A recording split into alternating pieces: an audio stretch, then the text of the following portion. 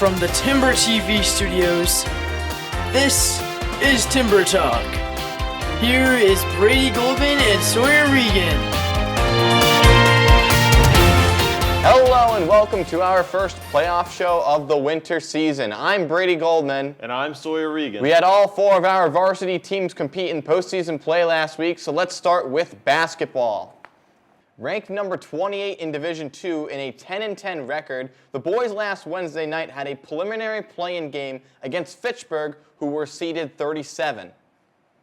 Despite only scoring 7 points in the first and being down 22-12 with just over 3 minutes left to play in the first half, the Red Raiders of Fitchburg simply forgot how to play basketball and turned it over almost every possession for the last couple minutes. Walpole benefited from these mistakes and would go on a 21-0 run, which was too much of a deficit for Fitchburg to come back from, and eventually were down 63-46 by Walpole. Shane Harrington led the way in scoring with 17, while Ryan McDonald in his last game at home tallied 15. Walpole then, with only 1 day's rest, had to make the short trip to Mansfield to battle the 5th-seeded Hornets. Sadly, that's where the story ends for the boys basketball team this season, as Mansfield was too strong of an opponent for Walpole, conquering the Timberwolves 66-44. Thus, the two standout careers from James Patey and Ryan McDonald here at Walpole come to an end. Despite being injured for the playoffs this year, Patey was always an instrumental player for Walpole's production on the court, and he will certainly be missed. McDonald finishes his legendary career at Walpole with over 1,000 points in many memorable moments, including his iconic game winner against Milton early this season. Together, they built a strong foundation for this team that will hopefully be built upon for years to come, and we salute them for their service here at Walpole. On a brighter note, the girls' team finally got underway for their first round matchup on Saturday against Notre Dame Academy. The Cougars came into this one with a 15-8 record and have been consistently a top-ranked team in Division II, so it looked like Walpole would have a hard time coming into this one.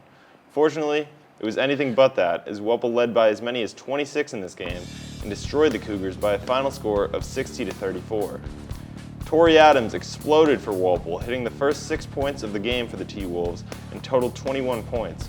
Riley Halloran was a surprise off the bench, putting up a season-high 12 points. Bella also added 11. Thus, this brings us to Walpole's second round matchup against Duxbury. The Dragons, out of the Patriot League, are the number 11 seed in the tournament. They downed Newburyport 61-50 in their first round matchup on Friday and are looking to pull the upset against the favored Timberwolves.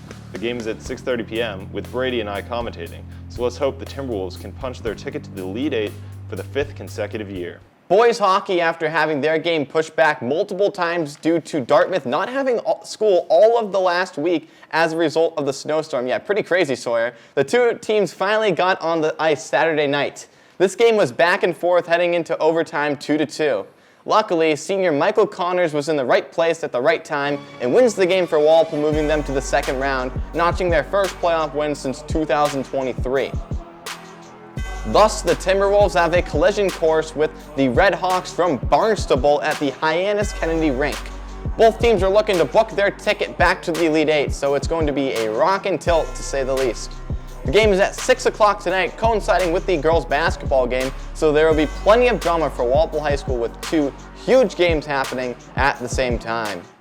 The girls' hockey team, ranked 20th in Division II, had their playoff game against Hanover, ranked 13th, last Thursday night at Rockland Arena. After being gridlocked at 1-0 in the third period, Kate Schneider broke through and tied it up, forcing overtime. However, the Hawks would be the victor in this one, eventually beating Walpole 2-1 in overtime. As a result, that ends the 2026 girls' hockey season. It was an up-and-down campaign, but featured many good memories and moments. Of course, we say goodbye to seniors like Lily Basanti, Caitlin Caulfield, Kaylee Walsh, Emily Meehan, Kate Schneider, Nora Kelly, and goaltender Nadia McKenzie. Your contributions were limitless to this team, and we hope you recognize the importance you put into this program. The boys track team finished second in Division III to a strong Reading team. This Reading team was led by Ryan Polpe, who won the 55-meter, 300-meter, and helped win the 4x400-meter relay.